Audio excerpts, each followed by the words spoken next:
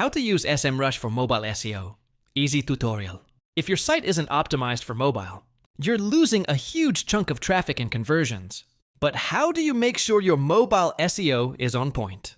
That's where SEMrush comes in. Start by running a full site audit. Once it's done, head to the Mobile Usability report.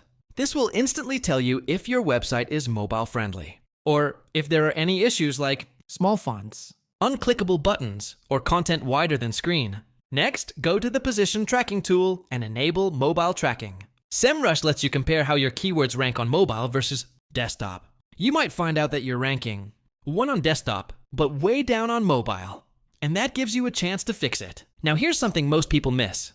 Core Web Vitals for mobile. SEMrush gives insights on mobile speed, responsiveness, and visual stability, all of which impact mobile rankings heavily. Want to improve mobile loading time? SEMrush highlights slow loading scripts, oversized images, and unnecessary plugins, so you can optimize your site with precision. Mobile-first indexing is the default in Google now. So, if your mobile version isn't optimized, your entire SEO can suffer, even your desktop version.